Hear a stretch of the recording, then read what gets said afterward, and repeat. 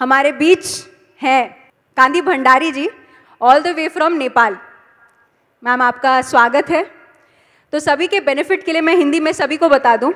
सभी को लगता है मीडिया चैनल होता होगा, ठीक है, होगा एक चैनल, कैमरामैन रखेंगे, रिकॉर्ड रखेंगे, बस हो गया, उसमें क्या, कौन सी बड़ी बात है। लेकिन ट्रूली जब पत्री जी गांव-गांव, शहर-शहर जाकर सिर्फ पीएमसी के बारे में बात किया, और सबने देखा होगा जब लॉकडाउन के समय सर ने सारे दिन जो 100 डेज उन्होंने सिर्फ पीएमसी के बारे में ही बोला, तो पीएमसी का कुछ तो मतलब होगा। तो पीएमसी का मतलब क्या है? पीएमसी जो नॉर्थ इंडिया में स्प्रेड हुआ है पीएमसी हिंदी के माध्यम से, वो अभी 2 करोड़ घरों में पहुंच रहा है। अब 2 करोड़ घरों में पहुंच रहा है तो हर एक शहर में तो पहुंच रहा होगा, लेकिन एक नए कंट्री में पत्री जी और पीएसएसएम जा चुका है, और वो है नेपाल। जोरदार तालियां, గట్టిగా చప్పట్లు। ఇప్పుడు ఎంత గొప్ప విషయం కదా, ఒక కొత్త కంట్రీలో మన వాళ్ళు, कितना अद्भुत लगता है जब एक नए शहर में, नए कंट्री में हमारा पीएसएसएम स्प्रेड होता है। तो आइए जानते हैं मैम से। मैम प्लीज बैठिए और एक माइक दे दीजिए। कैसे एक मीडिया चैनल के माध्यम से एक नए कंट्री में ध्यान का प्रचार हुआ, आइए जानते हैं। तो मैम ये एक प्रश्नोत्तर होगा, हम क्विकली जानेंगे सबसे पहले कि आपकी जिंदगी में कैसे पत्री जी आए, छोटा सा हमें बताइए। एक्चुअली लगभग 9 साल पहले मेरी माँ की बीमारी की वजह से मैं बहुत परेशान थी। रात को सोई नहीं थी। सुबह लगभग 3 साढ़े 3 के आसपास अपने ड्राइंग रूम में बैठकर उनकी वेलनेस के लिए प्रार्थना कर रही थी। रो रही थी, मैं ध्यान में भी नहीं थी। उस वक्त तक मुझे ध्यान के बारे में भी पता नहीं था, बस प्रेयर कर रही थी, आंख बंद थी मेरी। तो उस वक्त मेरे सामने एक टॉल, एकदम लंबे से इंसान आए। उन्होंने अपने हाथ के इशारे से बताया, तुम्हारी माँ को ब्रह्म बाग में सुलाया गया है, नैऋत्य कोण में सुलाने को बोलो। नैऋत्य कोण दक्षिण पश्चिम का कोना होता है, उस तरफ उंगली करके उन्होंने दिखाया। मुंह से कुछ नहीं बोले, उनका भाव बस समझ में आया। तो मुझे नहीं मालूम था मम्मी को कहाँ सुलाया गया है। अपनी भैया के घर में फ़ोन करके पूछा तो वाकई में उनको घर के मध्य भाग में सुलाया गया था। अकॉर्डिंगली जो उन्होंने बताया उस हिसाब से जब मैंने अपने भैया भाभी को बोला, इस साइड में मम्मी को ऐसा ऐसा मैंने कुछ मैसेज मिला है, मुझे साइड में सुलाइए, तो फिर उन्होंने सुलाया। वाकई में वो ठीक हो गई। दूसरे तीसरे दिन वो ठीक हो गई। उसके बाद ये बात बहुत दिनों तक मेरे दिमाग में थी कि ऐसे कौन आए होंगे। मैं ध्यान वगैरह तो नहीं करती थी, मगर पूजा पाठ बहुत ही ज़्यादा करती थी उस वक्त। अब करीब 9 साल पहले था जी। तो 9 साल पहले आपने एक फिगर को देखा। हाँ। और वो फिगर कौन है आपको बिल्कुल पता नहीं? नहीं, वो नहीं मालूम था मुझे। अभी पिछले लगभग पौने 2 साल हुए। अभी पौने 2 साल पहले मेरे पिता की डेथ हो गई थी। इस बीच में मैंने विपश्यना जाना शुरू कर दिया था। हर साल एक बार विपश्यना सेंटर में जाती थी। मैं अपना एक छोटा सा ध्यान कमरा बनाया हुआ अपने घर में, उस कमरे में ध्यान करके नीचे आई। ध्यान तो लगा नहीं था, ऐसे ही बैठी थी मैं, 1-2 घंटे रोज़ बैठती थी। नीचे आई तो ड्राइंग रूम में बैठी थी, सोफे में बैठते वक्त सडनली रिमोट ऐसे क्लिक हुआ। और उससे पहले हमारे घर में कभी भी किसी ने भी पीएमसी हिंदी ऐसा कुछ नहीं देखा था, कभी लगाया नहीं था। वो नहीं मालूम कैसे लगा, उसमें महेश्वरी मैम का आफ्टर डेथ एक्सपीरियंस आ रहा था। वो सुनकर मेरे रोंगटे खड़े हो गए। मतलब उनकी लैंग्वेज अच्छे से समझ भी नहीं आ रही थी मुझे, फिर भी मैंने पूरा सुना। बहुत लंबा वीडियो था, मैंने पूरा सुना। उसके बाद 2-3 और सुने। सब में पत्री सर बोल रहे थे हर कोई। ये कौन है जो मरे बंदे को जिंदा कर देते हैं? एकदम अपने दिमाग में कौतूहल सा हुआ। मैंने गूगल सर्च किया। गूगल सर्च करके जब मैंने पत्री सर को देखा, मेरे शरीर में पूरे रोंगटे खड़े हो गए। मतलब 9 साल पहले इन्हीं को मैंने देखा था। इस तरह से पत्री सर का मेरे जीवन में आना हुआ। तो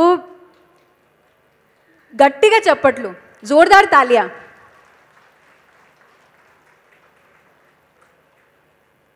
डेली सबके जीवन में एक ऐसा चमत्कार होता है, आप ना जानते हुए भी आप एक वीडियो को देखते हैं, उस अनुभव को सुनते हैं और कुछ ना कुछ उससे जुड़ा आपके ज़िंदगी में, आपके मन में, आपके जहन में कुछ चेंज कर देता है और उस चेंज से देखिए उनकी पूरी ज़िंदगी बदल गई। तो आप देख सकते हैं कि एक कोने में नेपाल में कोई ध्यानी भी नहीं है, हमारे PSSM के ध्यानी भी नहीं है, एक नए शहर में भी नहीं, एक नए कंट्री में PSSM पहुंचा है। तो मैम अब ठीक है, आपने एक वीडियो देखा, अच्छा लगा, तो उसके बाद आपने क्या किया? आपकी ज़िंदगी में और क्या चेंजेस आए? आपने नेक्स्ट स्टेप क्या किया? उसके बाद मैंने पत्री सर क्या कराते हैं ये सर्च किया, पता चला कि वो फ्लूट बजाकर मतलब ध्यान कराते हैं। तो ड्राइंग रूम में बैठ के मैं कभी भी ध्यान नहीं करती थी, मेरा ध्यान का कमरा अलग से था। उस दिन वैसे ही ड्राइंग रूम में बैठ के ध्यान करने बैठी। शुरू में विपश्यना में विदाउट म्यूज़िक का ध्यान होता है, इसमें म्यूज़िक थी। थोड़ा थोड़ा मुझे डिस्टर्ब हो रहा था, इरिटेट भी लग रहा था शुरू में। मुझे वो बांसुरी की आवाज़ उतनी कर्णप्रिय नहीं लगी शुरू में, मगर 5 मिनट बीतते न बीतते मैं पूरी एकदम गहरे ध्यान की अवस्था में पहुंच गई। ऐसा ध्यान लगभग 7-8 महीने से मैंने फील नहीं किया था। बैठना रोज़ होता था, मगर मुझे दिमाग में कुछ ऐसा चल रहा था टेंशन की, मैं नहीं कर पा रही थी। एकदम से ध्यान लग गया। तो उसके बाद मैं डेली 2-3 दिन लगातार किया। फिर ये क्या क्या करते हैं उनको सुनने लगी। तो उन्होंने कहा था कि ए सीखो तो ए सिखाओ, बी सीखो तो बी सिखाओ, बस अब तो मेरा लाइफ उन्हीं के लिए है, ऐसा सोचा। और मैंने अपने घर में एक छोटा सा ध्यान केंद्र खोला। एक और आश्चर्यजनक घटना हुई है, मैं बताती हूँ आपको। हुआ क्या था कि जूम क्लास कैसे स्टार्ट हुई। जूम के लिए भी एक बार कनाडा शायद अमेरिका कहीं से फ़ोन आया, मास्टर आपका जूम आईडी दो बोल के। मैंने कहा मैं तो कोई मास्टर नहीं हूँ, कहाँ की जूम आईडी, बस इतना ही बात हुआ था। नेक्स्ट डे नेपाल के ही किसी एक अपरिचित एक सिस्टर ने फ़ोन किया, दीदी आप मेरे घर के लोगों को मतलब ध्यान सिखा दीजिए। मैंने कहा आपको मेरा नंबर कहाँ से मिला, कैसे पहचानती हैं? तो उन्होंने पता नहीं कहाँ से पता करके, वो भी PMC को फॉलो करती थी उस वक्त। थोड़ा थोड़ा यूट्यूब देख के मैं ध्यान करती थी, जूम में कहीं पर भी नहीं जुड़ी थी। दोनों बातें ऐसी मिराकल हुई हैं मेरे जीवन में। तो बहुत इंसिस्ट किया, वो भी विपश्यना गई हुई थी, PMC से जुड़ी थी, फिर भी वो अपनी फैमिली को मेरा कहना नहीं मानेंगे, आप बस एक बार करा दीजिए बोल के उनके लिए हमने जूम क्लास स्टार्ट की थी, फर्स्ट क्लास गुरु पूर्णिमा के दिन। और उस वक्त क्या हुआ था, लिखते वक्त क्या बोलूँगी कैसे बोलूँगी कुछ आइडिया नहीं था। पेपर में खूब लिखा, मगर जब ध्यान कराने बैठी 9 लोग थे, उसकी फैमिली के 5 लोग और 3-4 मेरी फ्रेंड्स, मेरी सिस्टर्स थी। उन सबको सिखाते वक्त लिखा बहुत कुछ था, मगर वो पेपर देख के कुछ बोला ही नहीं गया। बोलते वक्त मैंने क्या बोला, पितामह ऐसे गहरे काम में आपने मुझे लगा दिया, अब मेरा मुंह होगा, वर्ड्स आपके होंगे। वाकई में वो फर्स्ट सेशन इतना अच्छा रहा, लोगों को इतना ज़्यादा पसंद आया। उस दिन से निरंतर हमारी ये जूम की यात्रा भी चली। और ये इस लगभग 15-20 दिन के बाद मैंने अपने घर में ध्यान केंद्र भी खोल लिया। बहुत जल्द हुआ था ये सब। वाओ! सबसे पहले हमने क्या सुना, एक वीडियो को देखा, उनकी ज़िंदगी में चेंज आ गया। फिर उन्होंने एक 40 डे प्रोग्राम किया, उसके बाद चेंज आ गया। फिर उन्होंने जूम ऑनलाइन पे चालू किया, फिर और लोग जुड़े और फिर उन्होंने ध्यान का केंद्र भी बना लिया। तो एक पर्सन क्या क्या कर सकता है। Wonderful ma'am. तो आगे बताइए कैसा हमारे नेपाल में कैसा चल रहा है प्रचार, और लोग अगर नेपाली जो देख रहे हैं वो कैसे जुड़ सकते हैं हमारे नेपाल से। नेपाल में अभी जिले में बहुत लोग जागरूक हो चुके हैं। पिछले साल की अपेक्षा इस साल और भी ज़्यादा लोग बढ़ गए हैं और सभी अपने अपने स्तर से स्कूल कॉलेजों में जाकर, अनाथ आश्रम में, वृद्धाश्रम में जाकर ध्यान सिखा रहे हैं।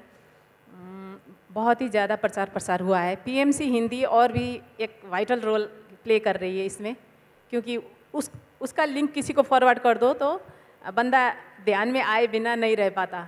जब एक्सपीरियंस सुनता है लोगों के, इतने अद्भुत एक्सपीरियंस से भरा हुआ है उसमें, आत्मा का साक्षात्कार वाला प्रोग्राम, इसने बहुत हेल्प किया है। अच्छा चल रहा है मैम वहाँ पर भी प्रचार प्रसार का काम। और हम बहुत जल्द नेपाल में एक बहुत बड़ी शाकाहार रैली निकालने वाले हैं यहाँ से जाने के बाद, और पिरामिड भी बनाने का सोचा हुआ है, जल्दी बनेगा। 1-2 जगह तो बन भी गए हैं, छोटे छोटे 14 बाई 14 के 2 एक ही जगह पर। और एक थोड़ा बड़ा है, काठमांडू में भी बन रहा है। ऐसे पिरामिड के कॉन्सेप्ट में भी आगे जा रहे हैं हम। हमारा पिरामिड भी है नेपाल में। वाह, वंडरफुल मैम, थैंक यू। और आपका फाइनल मैसेज बताइए मैम, कैसे आपको कैसा लग रहा है? सबसे पहले ये जानना चाहेंगे, करताल में आके आपको कैसा लग रहा है? आपका पहली बार है इधर जी, तो एक बड़े स्केल में हमारा मूवमेंट को देखकर अब आपको क्या क्या थॉट्स आ रहे हैं, क्या विजन आ रहा है कि आपको अब वापस इसको नेपाल में कैसे स्प्रेडिंग करनी है? एक तो यही, यहाँ आने से पहले ही अंदर से आ रही थी कि शाकाहार रैली करनी है बोल के, वहाँ सभी फ्रेंड्स को बोल के भी आई हूँ मैं। और भी धर्म, ये स्पिरिचुअल ग्रुप होते हैं ना, जैसे राधे राधे, बहुत सारे, सभी के जो हेड हैं, सबसे मिल के रहना, सबसे बात करना, और सब मिल के एक बहुत बड़ी शाकाहार रैली काठमांडू वैली में निकालने वाले हैं। ये तो होगा ही, जाते ही करना है ये काम। उसके अलावा पिरामिड के लिए हम एक ट्रस्ट खड़ा करने की सोच रहे हैं। विश्व भर के जितने भी नेपाली ध्यानी हैं, सब उस ट्रस्ट में अपना योगदान करें ताकि हम जगह जगह पर पिरामिड बना सकें। और पुस्तकों का भी काम करना है बहुत सारा। पत्री सर की ऑलमोस्ट 40 बुक्स तो हमें नेपाली में ट्रांसलेशन करनी ही है, जिनमें से लगभग 7-8 बुक्स तो हो भी चुकी हैं, और भी बहुत करना है। उन सब के लिए भी सभी नेपालियों का सहयोग आवश्यक है। और ट्रस्ट खड़ा करेंगे, सोच रहे हैं पीएमसी नेपाल इस्टेब्लिश करने के लिए, अगर यहाँ से इजाज़त मिली तो। 40 books she wants to translate, already उन्होंने बुक ट्रांसलेट कर दिया है। सीता एंड बुक आप सभी ने देखा है, अनटोल्ड स्टोरी ऑफ सीता, जो हिंदी में सीतायन के नाम से है, और वो नेपाली में आ गया है। వండర్ఫుల్ వండర్ఫుల్ మ్యామ్, గట్టిగా చప్పట్లండి. మన నేపాల్లో ఒక పెద్ద మూవ్మెంట్ ऑलरेडी మనకి 2 पिरामिड्स ऑलरेडी ఉంది, ऑलरेडी हमारे 2 पिरामिड्स हैं नेपाल में, अब कोई रोक नहीं सकता है इस टीम को. Thank you ma'am, thank you Gandhi ma'am. इतनी सिंप्लिसिटी के साथ एक पूरा मूवमेंट खड़ा कर सकते हैं, that is the beauty. Thank you so much. ये हमारा है, नेपाल हमारा है, हम सब सपोर्ट करेंगे, हम सब इसको आगे लेके जाएंगे, क्योंकि ये हमारा मूवमेंट है, हम सबका है, ये हम सबका है. थैंक यू सो मच ध्यान नेपाल लाने के लिए. और ऐसे ही पूरे जो टीम देख रहे हैं नेपाल से, जो मास्टर्स देख रहे हैं, थैंक यू वेरी मच. बहुत बहुत शुक्रिया, इस मूवमेंट को इतने गहराई से आपने समझा और आगे लेके जा रहे हैं. तो thank you so much PMC, thank you for this opportunity, ताकि हम अपने मूवमेंट के बारे में शेयर करने का मौका दिया है, अपने पीएमसी हिंदी के बारे में शेयर करने का मौका दिया है. आपका बहुत बहुत धन्यवाद. Thank you so much. Thank you ma'am, thank you so much. వారు చెప్పిన విషయాలన్నీ కూడా మీ అందరికీ బాగా అర్థమైనాయి. గట్టిగా కరతాళ ధ్వనులు ఈ వేదిక తరఫు నుంచి వారికి చిరు సత్కారం. కూర్చోండి. సాంగ్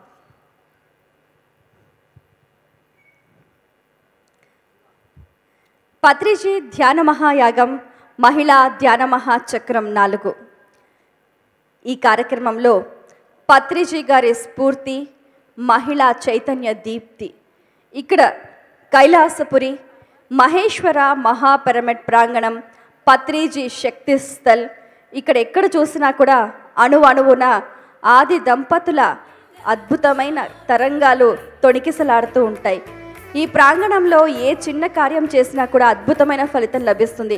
అందులో మనం ఇప్పుడు ఒక పెద్ద యాగం నిర్వహించుకుంటున్నాం. దీనివల్ల లభించే ఫలితం అనంతం, అద్వితీయం, అక్షయం.